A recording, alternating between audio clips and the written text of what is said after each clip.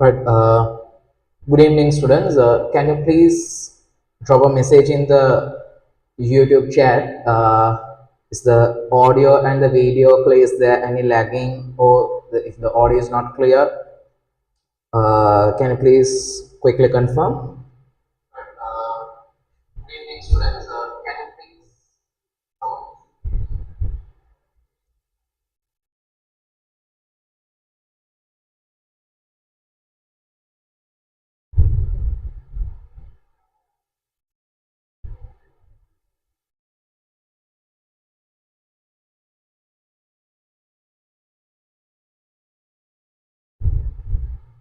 Okay, so this YouTube live is to mainly focus on some of the questions, short questions from trigonometry and essay question from trigonometry, and then to discuss limits theory parts, not the theory parts, theory based questions. Now the question paper is available in this video. If you go to the description, I have attached the link. I have put the link to download the PDF file, Google Drive link. You can download it from there. Okay, so we'll directly dive into the session, and this session will be mainly focusing on some of the key areas in trigonometry and limits. Questions are not that difficult. Questions are not touching the advanced level standard. Advanced than the advanced level standard. The questions are touching little bit below the advanced level standard. So since this is our first mixed exercise session that's happening open, I thought of going with a little bit of a less complexity part, but still.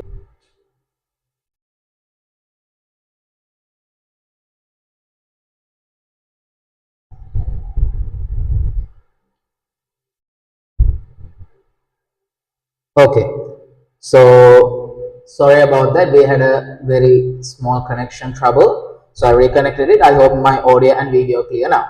So we'll start from the very first question, right? So question number one, they asked us to evaluate a given limit. You can see that limit x goes to 1, x to the power 3 minus x to the power minus 3 divided by x to the power 5 minus x to the power minus 5. So the numerator part is almost closer to what pattern? The principal algebraic limit. What is it? Limit when x goes to a constant, x to the power n minus a to the power n divided by x minus a pattern.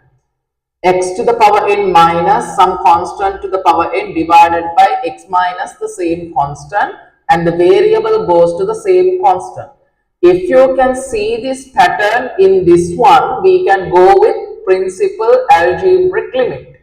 So this is the very first principal algebraic limit we discussed in our theory classes as well. So how do we develop this pattern in this? How do we develop this pattern in here? Here see, x to the power minus 3. In your grade 9 syllabus, you have learned x to the power minus 3 means 1 over x to the power plus 3, no? X to the power minus 5 means 1 over x to the power 5.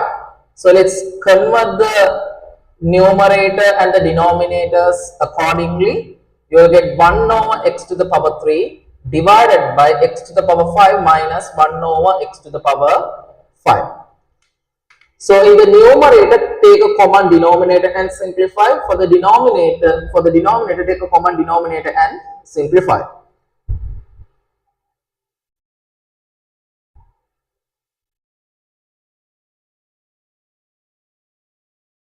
Okay, all right. So listen. Limit when x goes to 1, we get x to the power 6 minus 1 divided by x to the power 10 minus 1. Sorry, x to the power 3 times 3, x to the power 6 minus 1 divided by x to the power 10 minus 1. What happened? I multiplied both numerator and the denominator by x to the power 3. So x to the power 3 multiplied by x to the power 3, we know according to indices rule.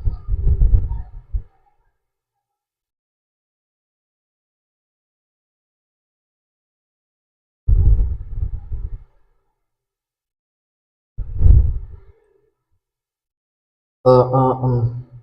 So there's a small connection trouble. If the video and the audio is not clear on students, quickly drop a message. If any of my class students are there, quickly drop a message to my WhatsApp or give me a call. Okay. So if the live stops, okay, right. So here we have x to the power 3 denominator from here, and we have x to the power 5 denominator. It comes to the numerator like this. What happened? This one's denominator x to the power 3 will be the denominator. This one's denominator x to the power 5 comes to the numerator. So this simplifies to x to the power 3 and x to the power 5. When I cancel, we get x to the power 2. And I can apply this limit to this x to the power 2 separately. It's a product. We know when it comes to a product, we can apply the limit separately. When x goes to 1, we get x to the power 2 multiplied by limit. When x goes to 1, we have this one, x to the power 6 minus 1 divided by x to the power 10 minus 1. So this is something that we can convert to this principal algebraic limit format, no? So how do we convert this? We can say that this one, x to the power 6 minus 1 to the power 6. This is x to the power 10 minus 1 to the power 10. So both numerator and the denominator, if we divide by x minus 1, I am dividing with the same value in both numerator and the denominator. I can create this principal limit in both numerator and the denominator separately. So let's do that application. So we can write limit x goes to 1, x to the power 2 multiplied by, you see, limit. I'm applying the limit separately to the numerator and the denominator at once. X to the power 6 minus 1 to the power 6 divided by x minus 1. I'm dividing with the same x minus 1 in this denominator as well. So we get limit when x goes to 1. When x goes to 1, x to the power 10 minus 1 to the power 10 divided by x minus 1. X to the power 10 minus 1 to the power 10 divided by x minus 1. So this one, now apply the limit. This one will be 1 square multiplied by, how about this? What's the principal limit application? When x goes to a constant, x to the power n minus a to the power n divided by x minus a gives you index times constant to the power index minus 1. Na n minus 1. For this one we will get 6 times 1 to the power 6 minus 1 divided by 10 times 1 to the power 10 minus 1. So we will get, this is equals to 1 times 6 over 10, which is equals to, divide both numerator and the denominator by 2, you will get 3 over 5. So 3 over 5 is the answer for this limit. 3 over 5 is the answer for this limit. So this is how you have to complete the question. Right. And the chat is open. If you have any doubts or anything, you can drop a message in the chat. Okay. So the chat is always open. Or else, if you could not drop a message in the chat, you can send a message to this WhatsApp number and get your doubts clarified. 07797401171. This is my WhatsApp number. So you can drop a message to this WhatsApp with the time stamp. You can take a screenshot and send it my WhatsApp. Okay, right. So we'll move on to the next question. Solve 4 tan theta times tan 2 theta. So this is a basic application. I wanted to remind you about the principal algebraic limit. And if you can't directly see the principal algebraic limit, you will have to create it. So only 2 things that we discussed, right? Number 1, principal algebraic limit. The other one is trigonometry related algebraic limit. What is the principal trigonometry related algebraic limit we discussed? Sandwich rule, right? What is the sandwich rule? Limit when an angle goes to 0, sine ratio of the same angle divided by the same angle this one equals to 1. The important idea about this one is most students forget that this theta is measured in radians, not in degrees. Okay, this one is measured in radians. Okay, this theta is measured in radians. Sometimes they might give you this one in degrees, so you will have to convert to radians and substitute it. And we have discussed a similar question in our theory classes as well, and I will take that part and put it as a link in my link in this video's description after this live session. Okay, so if you have this format, we can say according to the sandwich rule, it goes to 1. So other principal algebraic limit we discussed was limit when variable goes to a constant. Don't remember like x goes to a. So that's machinery. You have to remember a variable goes to constant, x to the power n minus the constant to the power n divided by x minus a, which means when you forget about the index, the expression is in the denominator. That's the pattern we have. If you have this pattern, this is equals to n minus 1. So මේ දෙක තමයි ළමයි කැරකි හැම limit question එකම කොහෙද වෙන්නේ. So other than this, the techniques of limits are there. Using those techniques, basically what we are trying to do, get the principal algebraic limits, that algebraic limit and the sandwich rule format in our final question. In the question, the given complex expression, given complex function is basically reduced to these known conditions. Okay, so what's the limits idea? When you get a limit function, substitute the limit value of the function directly. If you get an undefined situation, modify the function accordingly under the general conditions, and then substitute the limit value again and try to get the answer. If you get the real value and acceptable real value, then we can accept that as the limit. So that's how the limit works, right? Okay, so then next we'll move on to the second question, which is an trigonometry related question. Solve 4 tan theta times tan 2 theta plus 3 sec squared theta.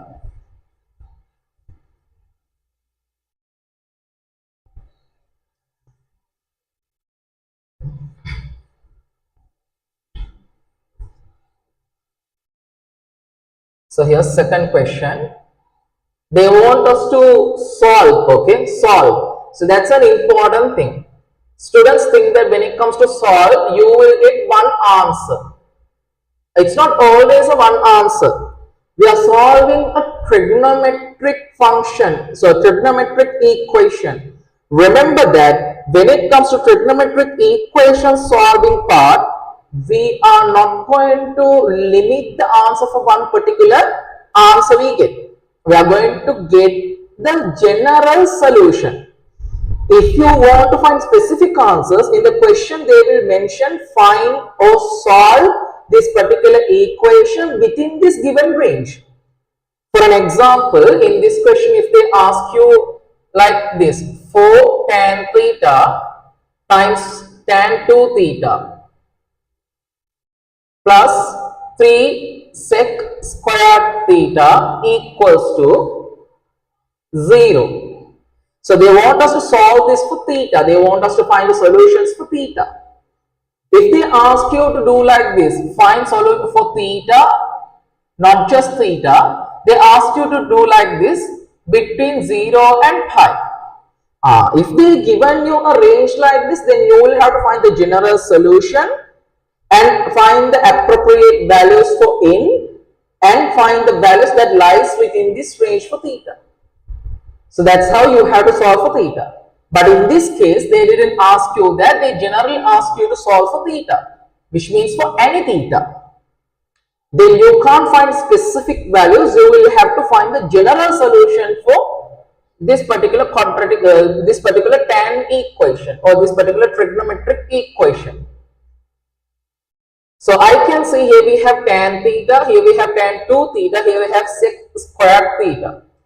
The most students, okay, stuck at this point, The reason is they do not know how to start solving this one. Thinking is very simple.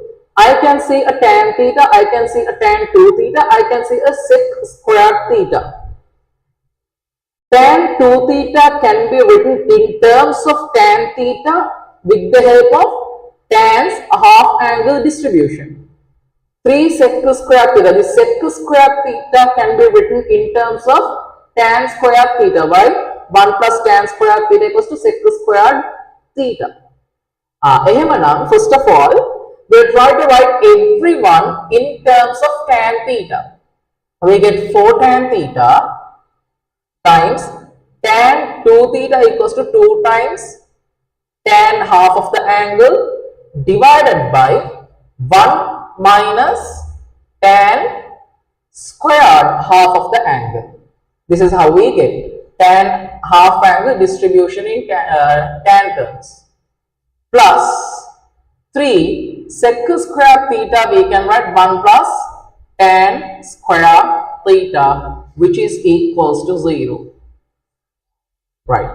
So now let's take a common denominator for this one. But remember, when it comes to mathematics solving, you have to be very conscious about these denominator values. Obviously, this theta is not a constant. It's a variable, it's a changing value. In case for some theta value, if this tan theta is equals to plus 1 or minus 1, this denominator becomes 0. This part becomes undefined. So, if you are solving this, you have to continue the solving discussion, telling that we can do further solving only if tan theta is not equals to plus or minus 1. Why I am considering both plus or minus possibilities? If tan theta equals to plus 1, 1 square is 1, minus 1, 0. If tan theta is equals to minus 1, minus 1 square is also plus 1, 1 minus 1, 0. So denominator becomes 0 for both plus and minus 1. So you have to remember that tan theta is not equals to plus or minus 1. This should happen, otherwise we cannot continue the future discussion of this one. So remember, these kind of decision making is what they expect from you in final exams. You have to have an ability to understand the sensitive points like this. Okay, that's why you all are math students, right? You all have to think about all the conflicts and all the possibilities and how feasible it is to do so based on what conditions. Those things should come to your mind, and this makes sense. If the denominator is 0, this entire thing I can't simplify. So if I am simplifying, I need to know that this one is going to be, this one should not be 0. Then obviously I have to put a restriction that tan theta is not equals to plus or minus 1. Now you have to question again, why we put plus or minus 1? Can't we just consider 1? If we can consider just 1, if this only tan theta, this is tan square theta. When tan theta equals to plus 1, 1 square is 1, 1 minus 1, 0. When tan theta equals to minus 1, minus 1 square is plus 1, 1 minus 1 again 0.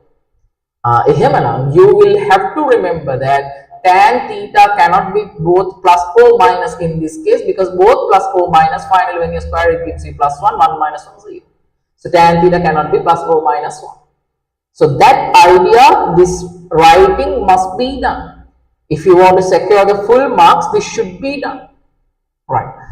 Now I am going to take a common denominator, or I am multiplying the entire equation by 1 minus tan square theta.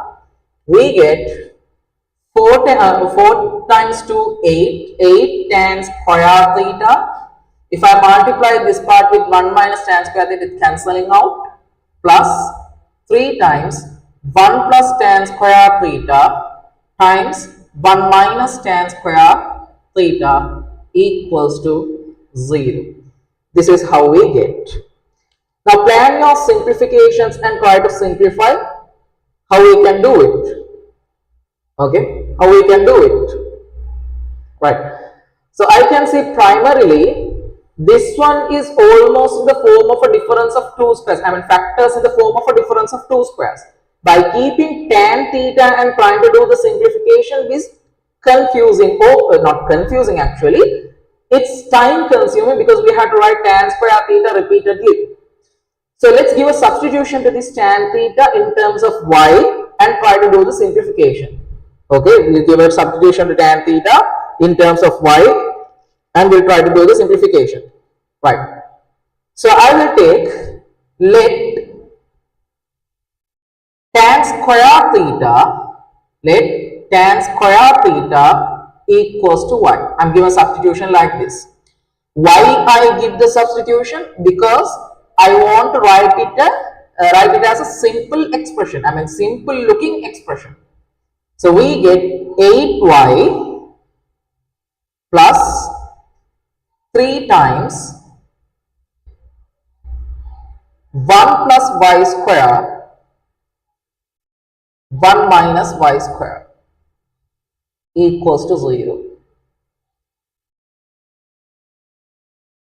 Okay, so 8y is equals to plus 3 times, this one is 1 square minus y to the power 4 equals to 0. Sorry, y to square no, y, sorry. This is tan square theta, we are giving a substitution as y, so this is going to be tan square theta equals to y. So this is going to be 1 minus y square. So we get a quadratic expression here. Let's simplify. 8y plus 3 minus 3y square equals to 0. So we will get divide or multiply both sides by minus 3y square minus 8y minus 3 equals to 0. Right. Now carefully factorize this one. You can use your O-level knowledge to factorize this. What are the factors you will get? Y minus 3 times y plus 1 over 3. Is that so? Something like that. Or we can do the completing the square part for this. Completing the square part for this. 3y square minus 8y minus 3. Factorize it. Factorize it. What do we get? Y minus 3 times 3y plus 1. No? Factorization part I'm not going to do it because it's just an O-level factorization. We get y minus 3 times 3y plus 1 equals to 0. So therefore we have y equals to 3 comma or y equals to minus 1 over 3. Y equals to minus 1 over 3. So whose y here? Before that, yeah, whose y here? Y means tan square theta, no? So substitute y with tan square theta, we get tan square theta is equals to 3 comma tan square theta is equals to minus 1 over 3. Now remember, we know any tan value, any angle's tan value lies within minus the infinity and plus infinity. So even though you get a minus value for tan, tan square is obviously going to be plus. But this suggests us that we have a minus value here, which means this part is unacceptable. So we can say tan square theta equals to minus 1 over 3, not acceptable. Why is that? Obviously square of something is going to be plus. So therefore we can say tan square theta is equals to 3. If I want tan theta, we get tan theta is equals to modulus of root 3, which means plus root 3 or tan theta is equals to minus root 3. And now you have to remember that these now after this point some students write like this: theta equals to tan inverse root 3, theta equals to tan inverse minus root 3. Where are they? You have to find the general solutions for these two parts. So this is a basic trigonometric expression or equation. There is a basic trigonometric equation. So you have to find the general solution for this and general solution for this separately. So what's the first angle that you get such way that the tan an angle is equals to root 3? What is it? Pi over what? Pi over 3, no? Which is 60 degrees. Right? Tan 30 is 1 over root 3. Tan 45 is 1. Tan 60 is root 3. So this one should be then tan theta is equals to tan pi over 3. How about this? Tan theta is equals to what? We can take a negative angle tan minus pi over 3. Tan minus pi over 3. Okay, tan minus pi over 3. So we know tan minus an angle equals to minus tan same angle. We can write like this, tan minus pi over 3. So this was general solution. We can say therefore general solution. You have to write this general solution. How about the general solution of tan? The angle is equals to n pi plus the first solution pi over 3. If you write like this and just keep like this, make it in a marks name. Why is that? You have to mention this n is an integer. How about this? General solution for this. General solution. Theta equals to n pi plus the first solution. Plus first solution means minus pi over 3, then minus pi over 3. Here again n is an integer. N is an integer. This is what they expect from you in terms of solving. Remember that if they ask you to solve in a trigonometric equation, they are expecting you to get the general solution and then solve for the given range. Since here there is no any specific range is given, we will have to stop at the general, find the general solutions and stop at that point. Okay, stop at that point. So this is what the core that we needed to discuss in this one. Okay, right.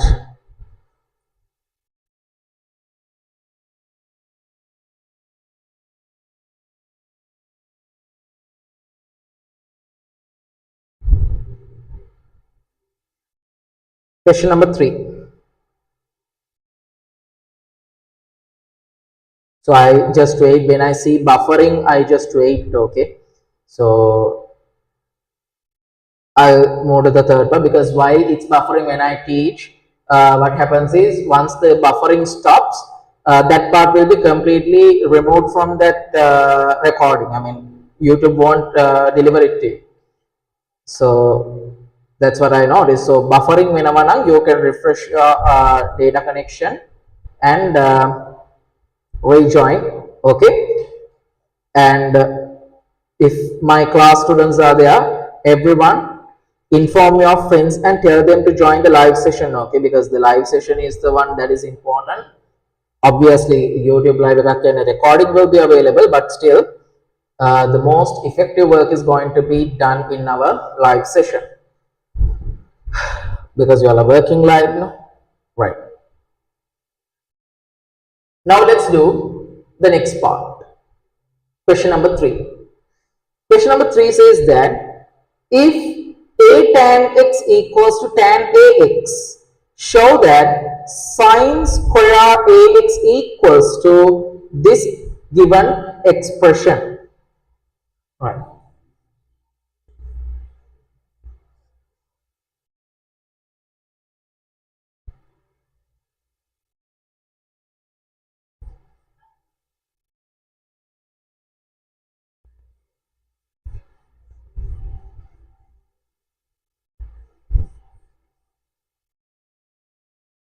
So our main target is short questions in this YouTube live, okay? And there will be another session for trigonometry and trigonometry, fully for trigonometry, plus some applied paths, projectiles, coplanar forces, and projectile system of coplanar forces and vectors. All together, there will be another YouTube live by next week. Okay, right. Third question. So they say that if a tan x equals to tan ax, show that sine squared ax equals to this given expression. So the given data is that if a tan x is equals to tan ax, this is given. They say that this left hand side is equals to this right hand side. So if this is true, they want us to prove that sine squared ax equals to something. Sine squared ax equals to something. Okay.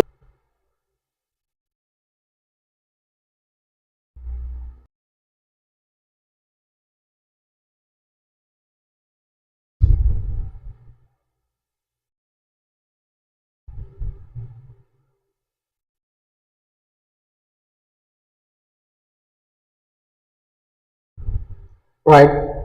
I hope now it's fine. Sorry about it. There's a connection instability in the area. Connection is not stable at all.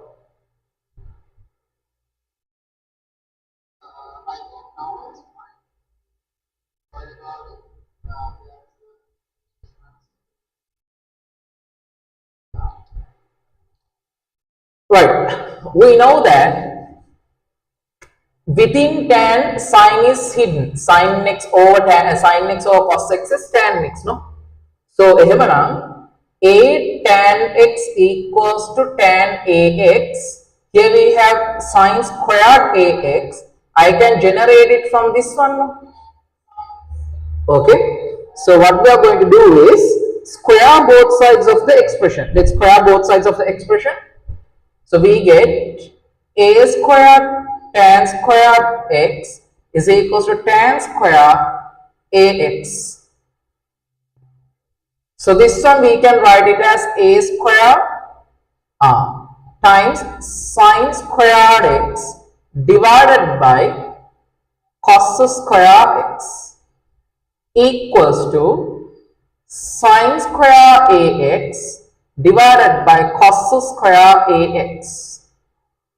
Sine square ax divided by cos square ax. Right? Right. So now you can see we have given a substitution to sine squared x in terms of y. I need to remove these cos terms. We need to remove these cos terms. To remove the cos term, we can write this cos squared x as 1 minus sine squared x. We can write this cos squared ax as 1 minus sine squared ax. Right? 1 minus sine squared ax. We get, you see, a square times sine square x divided by 1 minus sine square x. This is equals to sine square ax divided by 1 minus sine square ax. 1 minus sine square ax. Right? Now, we'll give the substitution from 1. I'm taking sine squared ax as y. Let's substitute that one here and here and do a cross multiplication. We get equals to y minus y sine square x. Y minus y sine squared x. Right? So take all y terms to one side. We get a square sine square x equals to, if I take it to the other side and take y outside, we get, take the other side, take y outside, 1 minus sine square x plus a square sine square x. We get something like this. Right? We get something like this. Now do a cross multiplication and see, do we have the expression that they need, that they are asking from us. Y equals to a square sine square x divided by 1 from these two. In our final answer, they wanted us to write it as a squared minus 1 times sine square. So if from these two, if you take sine squared x outside, you see here sine squared x a squared is remaining. If I take sine squared x outside, 1 remaining sine squared x. Now what is our y? Y is sine squared ax. So therefore sine square ax is equals to a square sine square x divided by 1 plus a square minus 1 times sine square x. So this is what they wanted us to prove. So just a equation manipulation is there. Just a small equation manipulation is there. Okay, right. Now we'll move to the fourth question.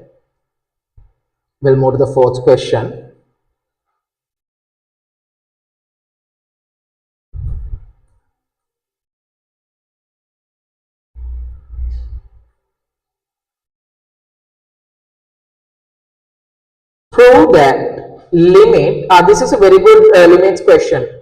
I would appreciate it if you guys try the limit question. Okay, I'll just wait for about a minute and then I will discuss the question. Okay, so this is a mixed exercise session that is happening, so I would appreciate it if everyone try the question. Okay, and then in a minute I will discuss the question.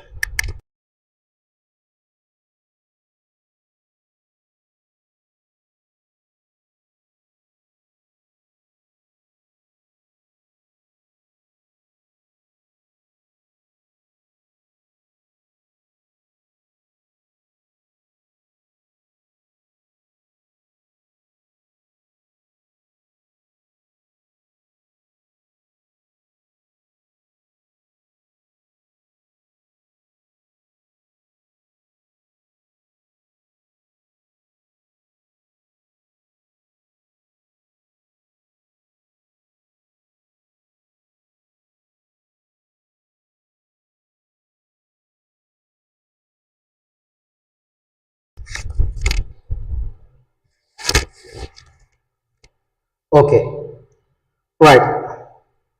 So the next question,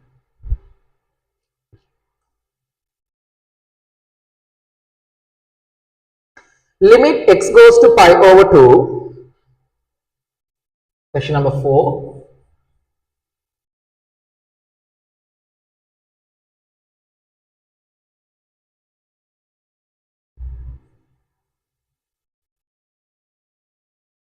Limit x goes to pi over 2, x times sine x minus pi over 2 divided by x minus pi over 2. So this is somewhat looks like that trigonometry related limit. No? We can try to create the format. How to create the format?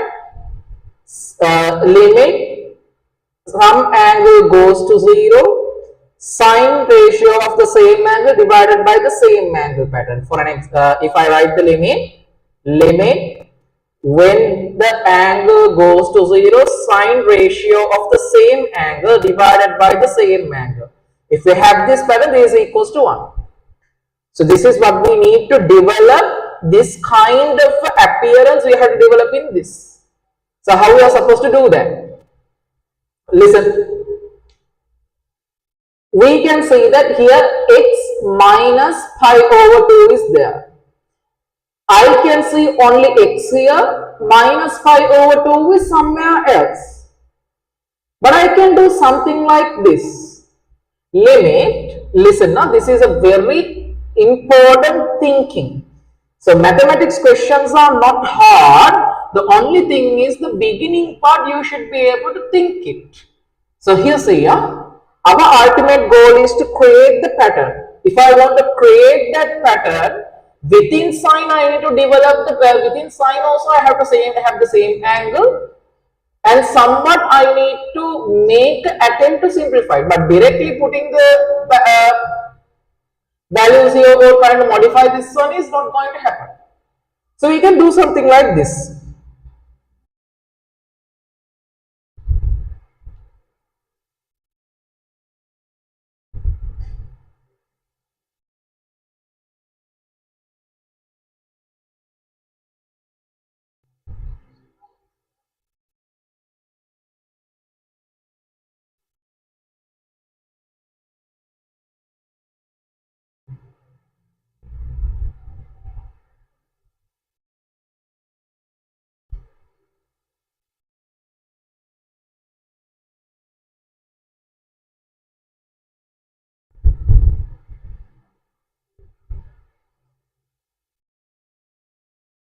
Right.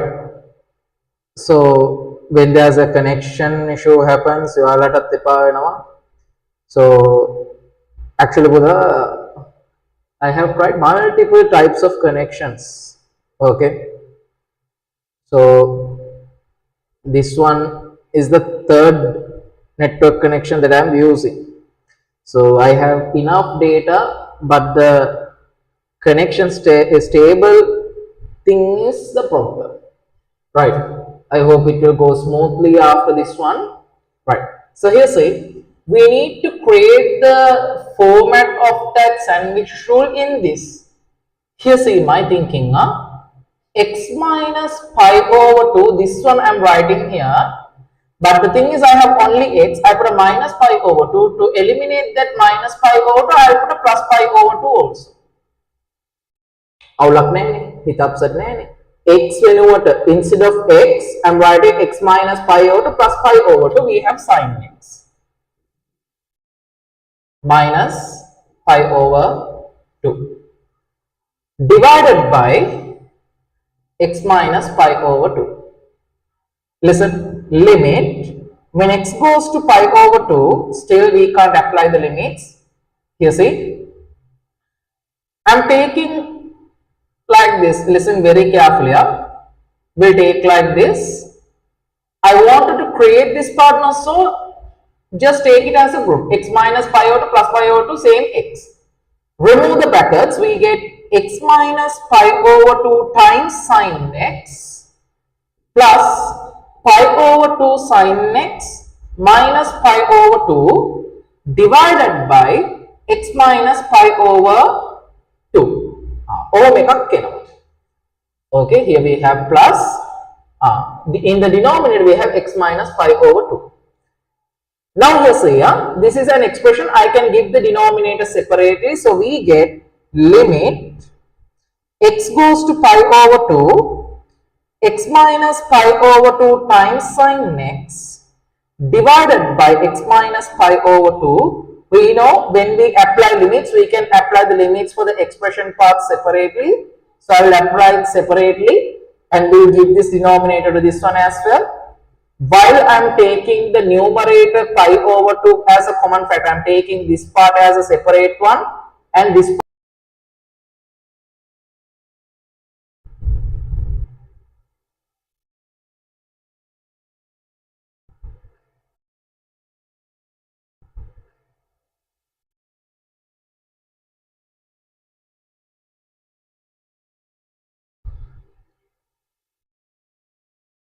Okay, so I hope now it's okay. So don't worry, when I frequently check here. Okay, if I see it's buffering, I usually stop the talking, so you won't miss any parts. You will not be missing any parts. Okay, so I'm extremely sorry about the connection. I will try to get another network connection and we'll do the future YouTube lives. Okay. So we'll try another one. Right. So here, what did I do? I wrote this x as x minus pi over 2 plus pi over 2, basically the same x. And I needed to create this one in the numerator, so I grouped that term. Let's remove the brackets. We get x minus pi over 2 times sin x plus pi over 2 times sin x, and we have minus pi over 2. I'm taking this one and this one part separately and pi over 2 times sin x minus pi over 2 this part separately. Let's apply the Let's give the denominator separated to this one, and for this one we get pi x minus pi over 2 sin x divided by x minus pi over 2. Give the denominator here. While I am giving the denominator here, I am taking pi over 2 outside. We get sin x minus 1 divided by x minus pi over 2. So here see now in this x minus pi over 2 is cancelling out with this x minus pi over 2. Basically we get limit when x goes to pi over 2 we have sin x. Limit when x goes to pi over 2 sin x is here. Plus I'll take this pi over 2, it's a constant outside, times limit x goes to pi over 2. In the numerator we have sin x minus 1 divided by x minus pi over 2. We have sin x minus 1 divided by x minus pi over 2. So when you look at this one, your sharp eyes should work. Can you see that this one means what? This one means sin 90. It's sin 90 degrees. So I can write like this, limit.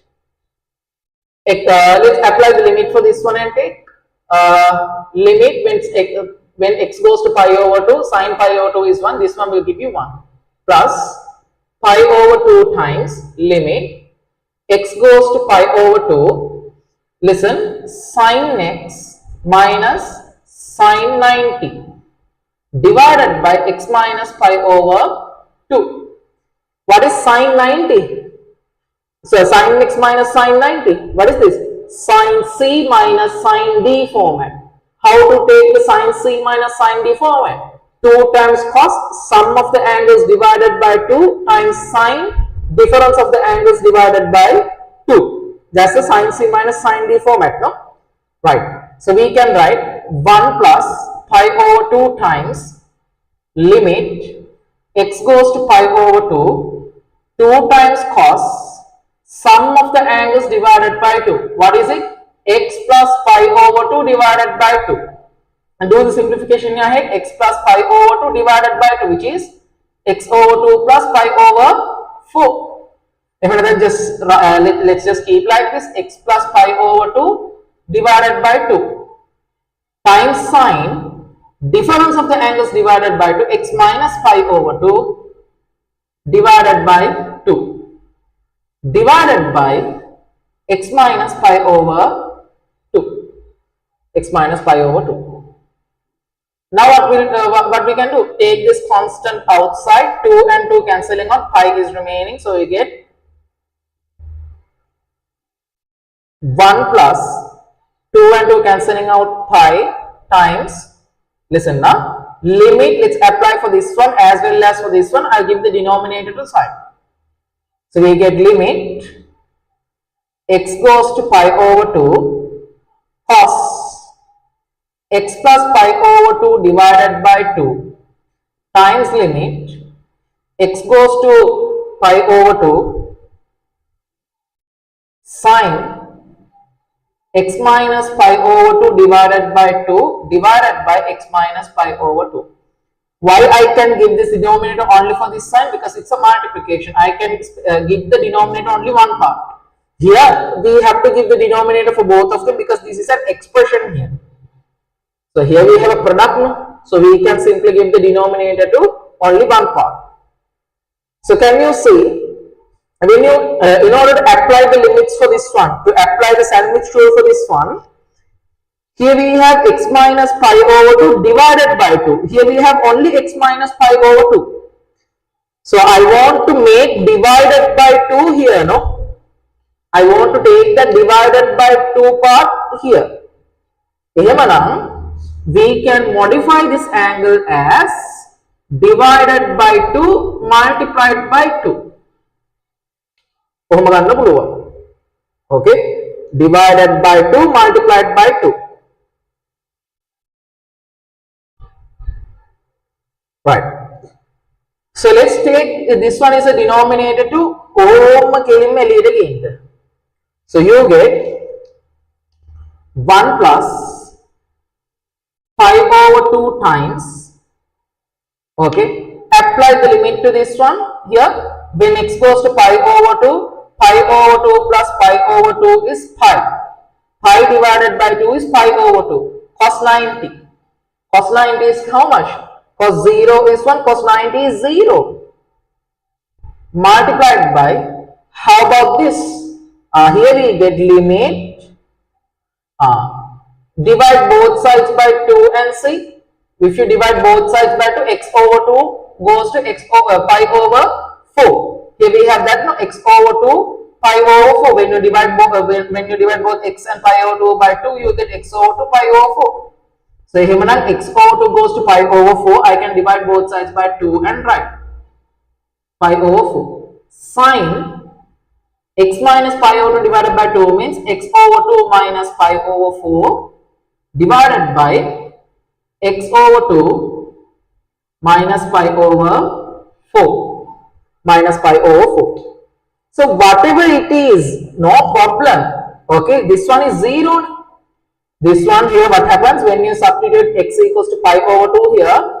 Pi over 2 plus pi over 2. 90 plus 90 is 180. 180 divided by 2 is again 90. Pi over 2. Cos 90 is 0. Cos 0, 1. Cos 90 is 0.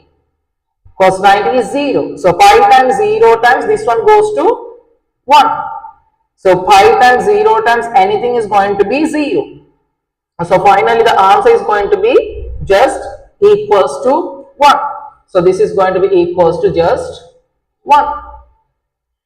So they wanted us to prove that this one equals to 1. We just proved it. They wanted us to prove that this limit is equals to 1. In our process, we proved that it is equals to 1. It is equals to 1. Alright. So the thinking is super important. The decision making and the simplification steps, also the decision making is important. In the meantime, you will have to have a very good eye to see what is this one. Okay.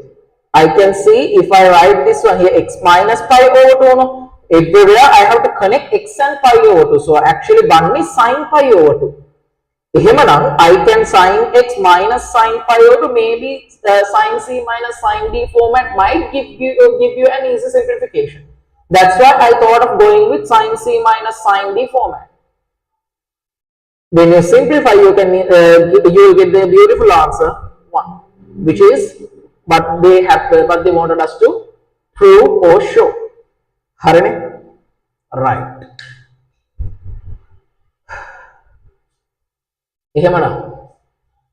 We'll move on to the next part of the question. They wanted us to find the maximum and the minimum values of 4 sine squared x plus 6 cos squared x plus 6 sine x cos x. So you can represent that one in any format you like, in sine format or cos format. Any format you like, you can go with that. Okay, so let's decide how to do it. I'm erasing the board. Question number 5.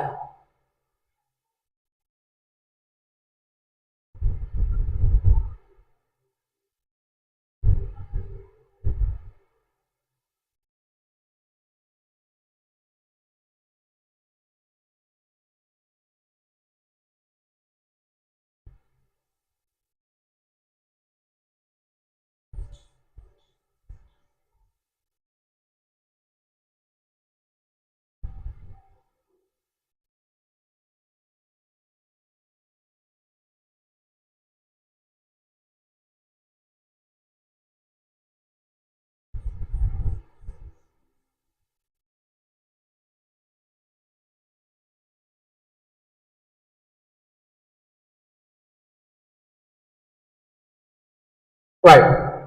To do the question number 5, this is the idea that we need, that we are going to use. Let's say you have an expression, okay, an expression given as a sin x plus b cos x. This expression can be written, okay, this is an important application. This one square plus this one square root of it From that value, multiply and divide. What is it? I'm taking the coefficient of this term square plus coefficient of this term square root of it. From this one, I'm going to multiply and divide the entire expression. Multiply with this one and divide with that. Divide with the same one, which means basically you are multiplying with 1. So times a sin x plus b cos x. Now I'm going to give this denominator inside the bracket. Okay, 1 over a square plus b square root of it. I'm going to give inside the bracket, there's an expression, so I have to give this separately to these two. So we get something like this, square root of a square plus b square times a over square root of a square plus b square sin x plus b over square root of a square plus b square cos x. Okay, I'm writing like this. Now, if a student want to express this given expression as in terms of cos a plus b, in the format of cos a plus b, you can feel free to do that. If you want to represent that in sin a plus b format, you can feel free to go according applications. In this question, they didn't specify that, so you can select anything. In exam paper, when it comes to graph related questions in trigonometry, they usually ask you to represent this one in some given format. Then you have to take the decision accordingly. So let's say if you want to write this one in sin a plus b format, you need sin cos plus cos sin. Sin, what is sin a plus b pattern? Sin first equals to sin first angle cos second angle plus cos first angle sin second angle. You know, this is the format we have. Sin first angle cos second angle plus cos first angle sin second angle. So we have x here, cos x here. If I want sin a plus b, I need cos b in this and cos a in that. So I need cosine or then a sin cos. I need sin cos alternatively, no? So let's decide this one to be cos some angle, cos alpha. This is a real number. We know trigonometric ratio is a real number. So let's say the alpha angles cos ratio is this real number. If I take a right angle triangle, this is not a theory class, this is a mixed exercise class. Whatever things we discussed related to these theory parts is quickly revised here and applied in the questions. So don't mistake this for a theory class, okay? So that's why I'm quickly revising the theory part to start solving the question. Okay, get the benefit from this. Quickly revise the theory part. So if it is a right angle triangle and if I define this one, this angle as alpha, we know cos alpha is defined as adjacent side divided by the hypotenuse. If this is adjacent side, this is going to be the hypotenuse. Apply the Pythagoras relation, you will get this as b. Apply the Pythagoras relation and see, you will get this side as b. So therefore sin alpha is equals to opposite side divided by the hypotenuse, b divided by a square plus b square. This one is cos alpha, means this one is sin alpha. This is sin alpha. Then we can write like this.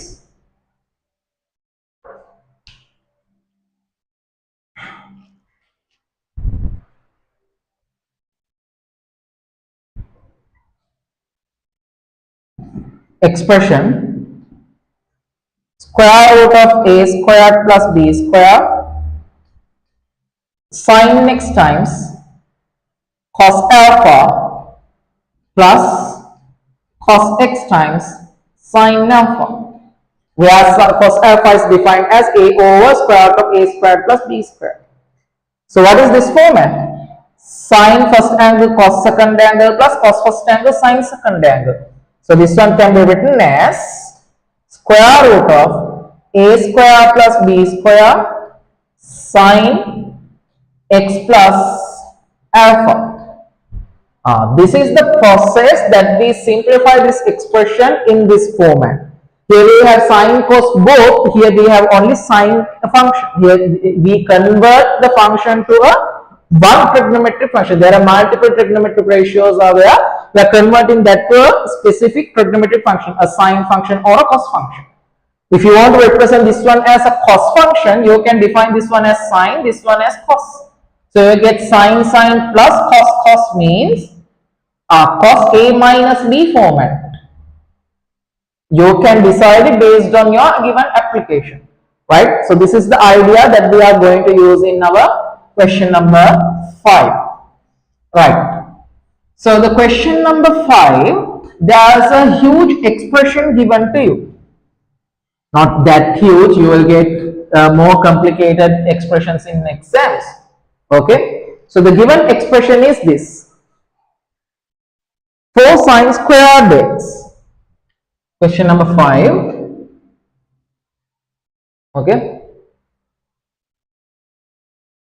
4 sine square x plus 6 cos square x,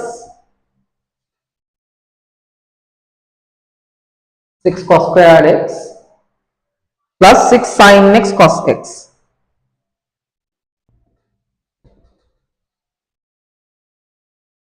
Right. So here see, 4 sine square x, from here I can see 6 cos square x can be written as 4 cos square x plus 2 cos square x. No? Here 4 cos square x plus 2 cos square x is equals to 6 cos square x. I'm writing like that: 4 sine square x plus 4 cos square x plus 2 cos square x plus this one we can write it as 3 times 2 sin x cos x. Now you see, from these two, let's take a 4 outside. Okay, if you take a 4 outside, we get, 1 minute.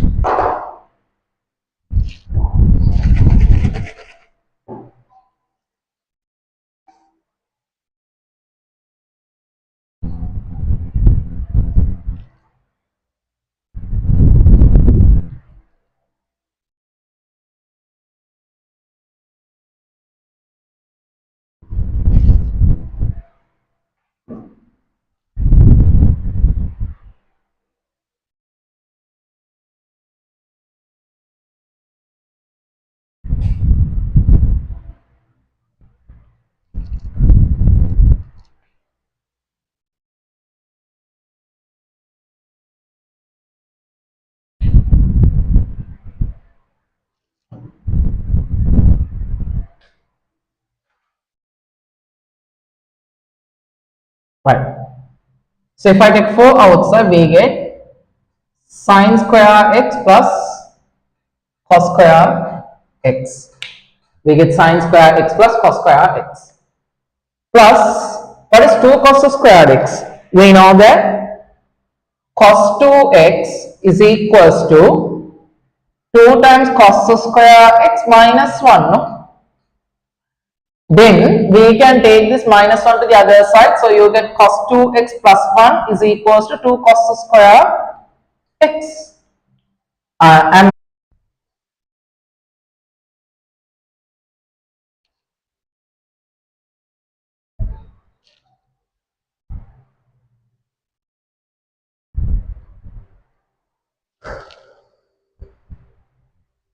okay, so like this we can't continue now, so we'll do something like this. I will be finishing this question.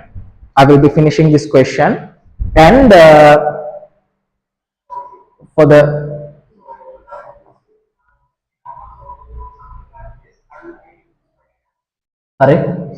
so make a Kerala. After that, if the connection is good, I'll be continuing the session. If the connection is not good, what I will do is I'll be taking the continuation of this live session in a morning hour. Maybe because of this night hours the connection is not good. I usually do the speed test and do, but I don't know why this is not showing trouble scalar. Okay, so that's fine. Okay, that's fine. We'll finish this and then we'll see if the connection is stable. I'll be continuing this live. If the connection is unstable, I'll be taking the continuation of this live in a morning hour. I will let you know when it is, most probably on Saturday early morning, like 6:30 wage aragena. I will be doing this part. Okay, right. So 6:30 we can't come that early. No, they were anything. In my previous lectures, I have conducted classes around morning 4:35 class karla deenawa. Alright, so for A level, that's even for O levels. Okay, so it's not a big deal. You all should be able to join by that time. Sleepy heads can't do A level maths. Okay, right. So this is here. See, maybe this part was not clear to you due to the connection trouble. I will re-explain this part. So we know the cos 2x is equals to 2 cos squared half of the angle minus 1, no? Cos half angle distribution in cos terms. So I can give a substitution to this cos square, 2 cos squared x like this, cos 2x plus 1. This is equals to 2 cos square x. So here instead of 2 cos squared x, we can write cos 2x plus 1. And what is this? Sine half angle distribution, no? Sine half angle distribution, 3 times 2 sine x cos x, 2 sine x cos x. 2 times sine half of the angle cos half of the angle. This is sine 2x. So 3 times sine 2x is there. So this is equals to 1. So we get 4 plus cos 2x plus 1 plus 3 sine 2x. 4 plus cos 2x plus 1 plus 3 sine 2x. So we get here, so here 4 plus 1 equals to 5. E equals to 4 plus 1 is 5 plus 3 sine 2x plus cos 2x. So this one is actually cos 2x means 1 cos 2x. This is something like a sine x plus b cos x format. No? Okay, this is a sine x plus b cos x format. So what did we do? Taking this one square plus this one square root of it and multiply and divide with that value. So we get E 5 plus 3 square plus 1 square, 3 square is 9, 1 square is 1, 9 plus 1 equals to 10. Square root of it. A square plus B square root of it. This one square plus this one square root of it. The value, since we have numerical values, I can directly simplify and take it. 3 square is 9, 1 square is 1, 9 plus 1 equals to 10, square root of 10. Multiply and divide with that value. Sine 2x plus 1 over root 10 cos 2x. Now, if anyone wants to go with sine format, go with sine format. If anyone wants to go with cos format, go with cos format. I will go with sine format. So we'll do like this. I'll take this one as sine alpha. I'll take this as sine alpha. So here see, sine alpha, I am defining that one as 3 over square root of 10. If we take a right angle triangle with angle alpha, opposite side divided by the hypotenuse. Okay. So the adjacent side is going to be 1, no? Adjacent side is going to be 1. Therefore, cos alpha is equals to adjacent side divided by the hypotenuse. Adjacent side divided by the hypotenuse. So now here see, therefore, our expression is going to be 5 plus root 10 times sine 2x, I want to go with sine a plus b format. Now let's take it as cos alpha. Let's take this as cos alpha. Then cos alpha is equals to 3 over root 10. Then this one is going to be 3. This one will be 1. Then sine alpha.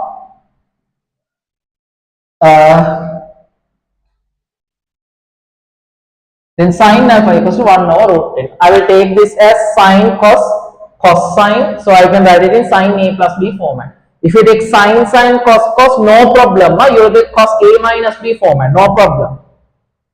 Okay, man sine multiple I will go with sine. Sine 2x cos alpha plus cos 2x sin alpha. Sin alpha is 1 over root 10, so this becomes sin alpha. If you define this one as sin alpha, this becomes cos alpha. So we get our expression, initial expression simplified to 5 plus root 10 sine, first angle, second angle, first angle, second angle, then 2x plus alpha. 2x plus alpha. 2x plus alpha. This is our given expression. They are asking us to find the maximum and minimum value of this given expression or give this given function. To find the maximum and the minimum value of this given function, you need to understand or develop the inequality or the maximum value, minimum value from the primary sine curve. You see, sine ratio of any angle, sine ratio of any angle lies within maximum plus 1 and minimum minus 1. But this is not the function we have. Sine ratio of any angle must lie within this range. Sine ratio of any angle lies within this range. But our expression is not just this. Our expression has root 10 plus 5. So multiply the entire expression by square root of 10. You get minus times square root of 10 less than or equals to root 10 times sine 2x plus alpha less than or equals to plus square root of 10. We have plus 5, so add 5 to both sides, you get 5 minus root 10 less than or equals to 5 plus root 10 sine 2x plus alpha less than or equals to 5 plus root 10 or as 10 root 10 plus 5, no problem. So who's this? This is our expression. This is our expression. What is this expression? They are asking us to find the maximum and the minimum value of this. So this inequality suggests that the minimum this expression can take is 5 root 10, 5 minus root 10. Maximum it can take is 5 plus square root of 10. Even we can say the minimum value is 5 minus root 10. Maximum value is 5 plus square root of 10. So we better to write, since we are naming the expression as E, I'll write it as E minimum, a minimum of the expression, E maximum, maximum of the expression or volume. So you get 5 plus square root of 10. So this idea is super important. Now this is the beginning part of most of the trigonometry graph related question. Almost every trigonometry graph related question that you will get is going to start from this part. And in our theory classes, we have done many questions regarding or related to this part. And separately, I will be taking another trigonometry session. And in our paper classes, frequently we are discussing it about a full lesson again and again will be revised. And we are going to solve many questions from these applications in our paper class, which will be happening on Sunday night. Okay. So now everything is streamlined. Now we are on the track. Okay. So you have to continuously join the classes and complete the work. So today is in live session. In the beginning, almost most of us were there, but with the connection troubles, I know students are leaving. So I'm extremely sorry about it. Which I tried my best to keep it a good connection. Actually, the connection is good, but it's not stable. Okay. So if I do the same YouTube live using dialogue. Okay, dialogue के पास जोर लग रहा है ना, मेरे हाथ में के 10 बार आपकी तरह. So and this is not going to be smooth like this also. Okay, so better I am using a harsh network connectivity. So compared to all the other connections that I have tested, this one is better. But still, it's not stable. Maybe because of the night hours.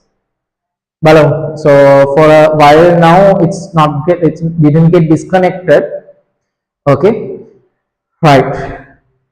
Since the chat is open, those who are here, okay, can you please drop some text in the chat? Put a top chat. Live chat is there.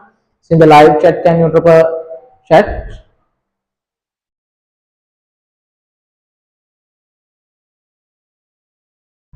All good? Is there any unclear part, or is there anything that I missed, or is there anything that you missed?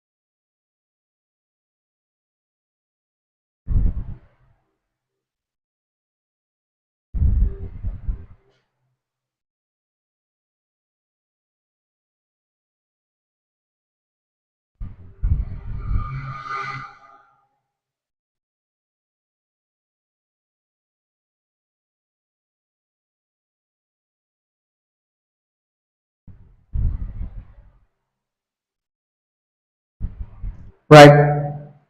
Okay.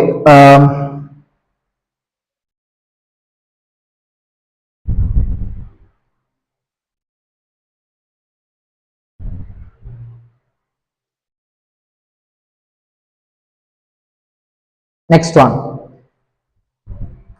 Question number 6. Limit x goes to pi over 3 root 3 minus 2 sine x divided by 3x minus pi. Okay.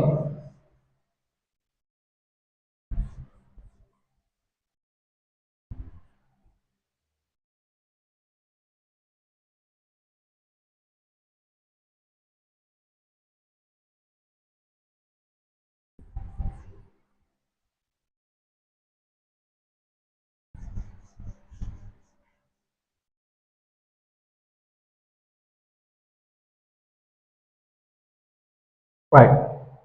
So we have limit x goes to pi over 2. So sorry, pi over 3. Limit x goes to pi over 3 square root of 3 minus 2 sine x divided by 3 minus 3x minus pi.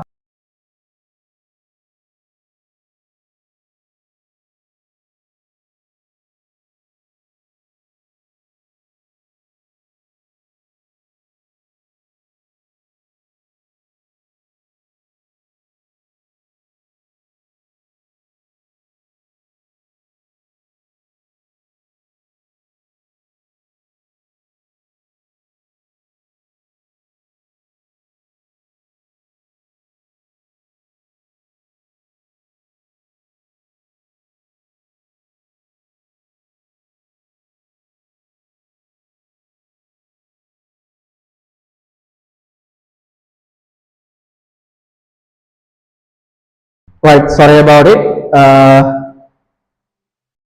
I think we got reconnected, right? Okay. So we have, here see, from the numerator I am taking 2 as a common factor outside. For the square root of 3 we don't have 2 as a factor, as a common factor, that's why we are dividing it, no? If I take 2 outside, this is going to be root 3 over 2 minus sine x divided by. So when you look at this one and look at this limit, you can see everywhere the pi over 3 is somehow connected. So how I am saying that this root 3 over root 3 over 2 is connected with this pi over 3 angle. We know that pi over 3 means 60 degrees, sine 60 degrees equals to root 3 over 2. So then I can rewrite this one as sine pi over 3, and the denominator we have pi over 3 already. How? If I take a 3 as a common factor outside, we get x minus pi over 3. So 2 over 3 is a constant. In a limit, we learned a theorem that the constants can be taken outside. So let's take the constant outside. 2 over 3 times limit x goes to pi over 3. Root 3 over 2 can be written as sine pi over 3. But sine pi over 3 minus sine x make a kata. We usually write the variable first. That way it's easy to see.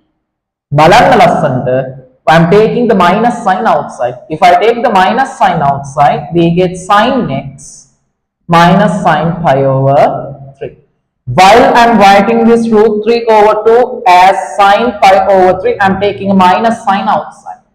So this is divided by x minus pi over 3. So take this minus directly out. I'll write that here. So you can save some steps by doing 2-3 things at once. What is this format? Sine C minus sine D. Sine an angle minus sine another angle. Sine C minus sine D format. What is it? Sine C minus sine D format is equals to 2 times cos sum of the angles divided by 2. Don't memorize C plus D divided by 2. Sum of the angles divided by 2 times sine difference of the angles divided by 2, C minus D divided by 2. So if I do the application here, we get minus 2 over 3 limit x goes to pi over 3 2 times cos sum of the angles divided by 2 x plus pi over 3 divided by 2. So you get x over 2 plus pi over 6, no? Is it? X plus pi over 3 divided by 2. This is all our simplifications. X divided by 2, pi over 3 divided by 2 is pi over 6. I'm directly writing it. Times sine difference of the angles divided by 2. X minus pi over 3 divided by 2. X divided by 2 minus pi over 3 divided by 2 is pi over 6. Divided by, I need to create the sandwich rule in this. I can create the same angle by same angle in the denominator from this one. Yeah. X minus pi over 3 is there.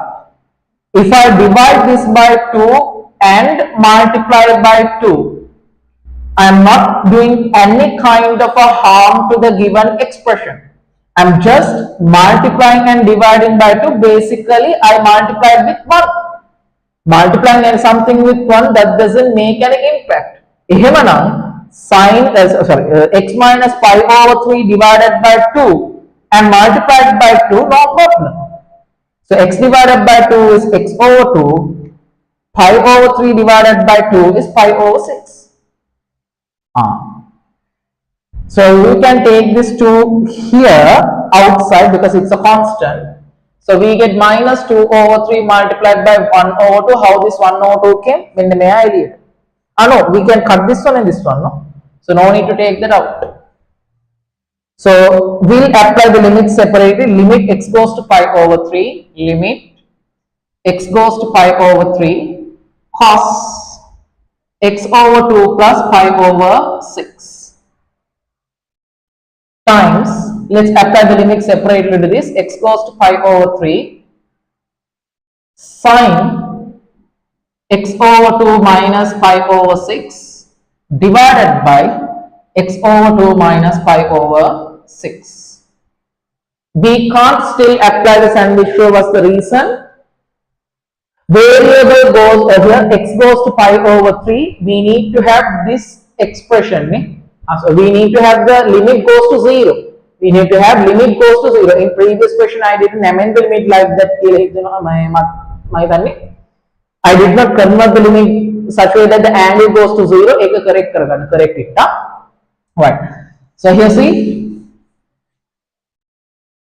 this one, x goes to pi over 3.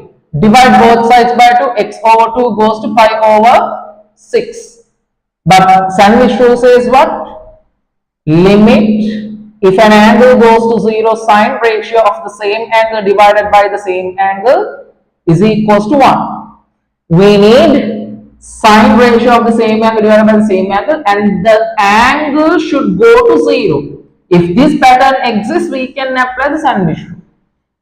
From this one, how do we develop that? X over 2, this one acts like coming to this side. It acts like minus 5 over 6, this becomes 0. This one I can directly write like that, no need to waste another step, goes to 0. So we can say this is minus 2 over 3 times, substitute pi over 3 here, x substituted with pi over 3 means this becomes pi over 6. Pi over 6 plus pi over 6 is, which is 30 plus 30, 60. Cos 60 is half. This becomes half.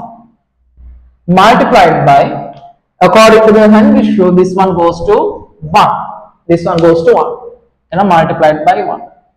This and this cancelling out, we get minus 1 over 3 as the answer. We get minus 1 over 3 as the answer for this given limit question. Okay, right. So I can say the number of students in the live session is not quite good because, yeah, it's obviously not your fault. There have a good number of students in the beginning, but due to the connection troubles, students started to leave. But that's fine. The recording is available on the YouTube. You can watch now. But there are this is 8 short questions and an essay question. We will be taking this live sessions continuation. This one second session. Okay, the connection is not quite good. It's lagging in some instances, and this is not going to be a smooth one. So having the session in the morning, I think it's more suitable. So what we will do is, I will be scheduling the second part of this live session to another morning hour. Okay, morning hour. So most probably by the next Saturday, because in weekdays morning hours we can't take, you have schools no? So next Saturday morning, like from 6:30 to 8:30 wage, will take 2 hours is more than enough to do the remaining part of the question. Okay, so 6:30 to 8:30 will take the live session, and I will inform you all in the group as well as in our communities. And if anyone is not in our groups or communities, please do drop a message to my WhatsApp number 07797400171. Okay. And in our theory classes, we have started differentiation and we have completed standard derivatives until the first 7. Okay, so this week we will be finishing off the standard derivatives and we will be moving on to product of function, how to differentiate a product of 2 functions, how to differentiate a division of 2 functions, and the chain rule parts will be discussed in our classes this week in theory classes from pure part. In applied mathematics, we will be starting the equilibrium of coplanar forces in applied mathematics class. And then in paper classes, we will be starting our official first paper this coming Sunday. Sorry, the first week of July. This coming Sunday, we will be discussing a paper related to trigonometry. Paper classes will be happening exclusively free and everyone can join. Okay. So apart from that, every week, until this day we were discussing every week, but starting from July, every second week and the fourth week on Thursdays, we will be having a mixed exercise session of 4 to 5 hours night, which will be discussing rapid revision wage, randomly selected questions from your syllabus. Okay, right. So today's live will end up at this point. Okay, I will be continuing the same live discussion, this one's second part on coming Saturday morning. Okay, coming Saturday morning, the second part will be discussed. Okay, so you can leave, have a great night. You can complete the mixed exercise tube, which is in the description. You can find the link to download the PDF file. Okay, and please share the word among your friends, and you guys also subscribe and keep the notification on, because frequently we are conducting free sessions through YouTube lives. Okay, so then that's it for the session for the day. You all can leave. Okay, we'll meet in our next session. Good night.